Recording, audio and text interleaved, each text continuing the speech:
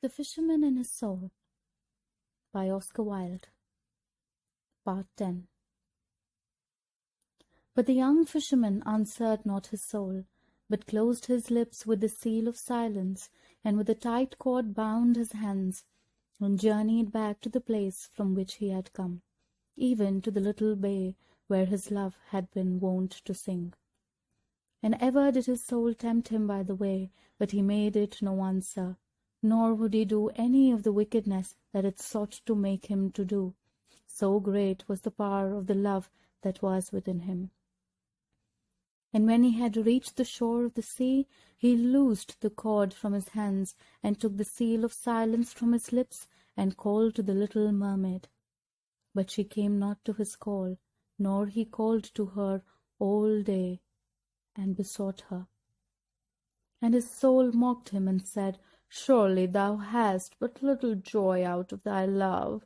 Thou art as one who is in time pours water into a broken vessel. Givest away what thou hast given to thee in return. It were better for thee to come with me, for I know where the valley of pleasure lies, and what things are wrought there. But the young fisherman answered not his soul, but in a cleft of the rock he built himself a house of wattles, and abode there for the space of a year. And every morning he called to the mermaid, and every noon he called to her again, and at night time he spake her name. Yet never did she rise out of the sea to meet him, nor in any place of the sea could he find her, though he sought for her in the caves and in the green water, in the pools of the tide, and in the wells that are at the bottom of the deep. And ever did his soul tempt him with evil, and whisper of terrible things. Yet did it not prevail against him, so great was the power of his love. And after the year was over, the soul thought within himself, I have tempted my master with evil, and his love is stronger than I am. I will tempt him now with good, and it may be that he will come with me. So he spake to the young fisherman, and said, I have told thee of the joy of the world, and thou hast turned a deaf ear to me. Suffer me now to tell thee of the world's pain, and it may be that thou wilt hearken.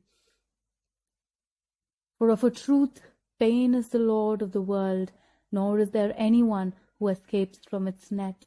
There is some who lack lament, and others who lack bread. There be windows who sit in purple, and windows who sit in rags.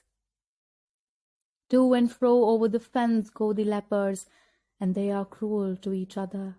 The beggars go up and down on the highways, and their wallets are empty. Through the streets of the cities walks famine, and plague sits at their gates.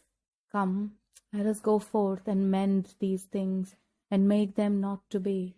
Wherefore shouldest thou tarry here, calling to thy love, seeing she comes not to thy calling? And what is love, that thou shouldest set this high store upon it? But the young fisherman answered it not, so great was the power of his love. And every morning he called to the mermaid, and every noon he called to her again, and at night time he spake her name. Yet never did she rise out of the sea to meet him, nor in any place of the sea could he find her, though he sought for her in the rivers of the sea, and in the valleys that are under the waves, and in the sea that the night makes purple, and in the sea that the dawn leaves grey. And after the second year was over, the soul said to the young fisherman at night time, as he sat in the watered house alone, Lo, now I have tempted thee with evil, and I have tempted thee with good, and thy love is stronger than I am. Wherefore will I tempt thee no longer, but I pray thee to suffer me to enter thy heart, that I may be one with thee even as before. Surely thou mayest enter, said the young fisherman, for in the days when with no heart thou didst go through the world, thou must have much suffered.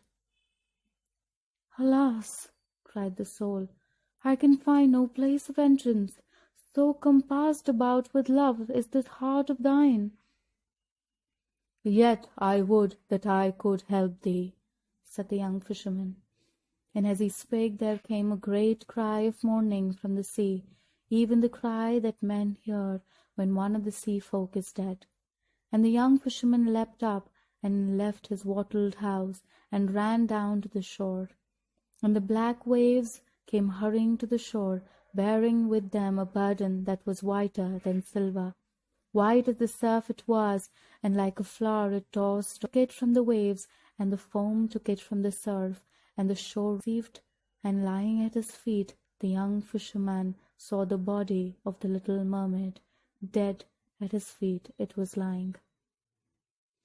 Weeping as one smitten with pain, he flung himself down beside it, and he kissed the cold red of the mouth, and toyed with the wet amber of her hair. He flung himself down beside it on the sand, weeping as one trembling with joy, and in his brown arms he held it to his breast. Cold were the lips, yet he kissed them. Salt was the honey of the hair, yet he tasted it with a bitter joy. He kissed the closed eyelids, and the wild spray that lay upon their cups was less salt than his tears. And to the dead thing he made confession. Into the shells of its ears he poured the harsh wine of his tale. He put the little hands round his neck, and put his fingers he touched the thin reed of the throat. Bitter, bitter was his joy, and full of strange gladness was his pain. The black sea came nearer, and the white foam moaned like a leper. With white claws of foam the sea grabbled at the shore. From the palace of the Sea King came the cry of mourning again, and far out upon the sea the great Tritons blew hoarsely upon their horns. "Flee away," said his soul, "for ever doth the sea come near her, and if thou tarriest it will slay thee. Flee away, for I am afraid, seeing that thy heart is closed against me by reason of the greatness of thy love. Flee away to a place of safety. Surely thou wilt not send me without a heart into another world." But the young fisherman listened not to his soul, but called on the little mermaid and said, "Love is better than wisdom, and more precious than riches, and fairer than the feet of the daughters of men. The fires cannot destroy it, nor can the waters quench it. I called on thee at dawn, and thou didst not come to my call. The moon heard thy name, yet hadst thou no heed of me. For evilly had I left thee, and to my own hurt had I wandered away. Yet ever did thy love abide with me, and ever was it strong, nor did aught prevail against it. Though I have looked upon evil and looked upon good, and now that thou art dead, surely I will die with thee also." And his soul besought him to depart, but he would not, so great was his love. And the sea came nearer, and sought to cover him with its waves, and when he knew that the end was at hand, he kissed with mad lips the cold lips of the mermaid, and the heart that was within him brake.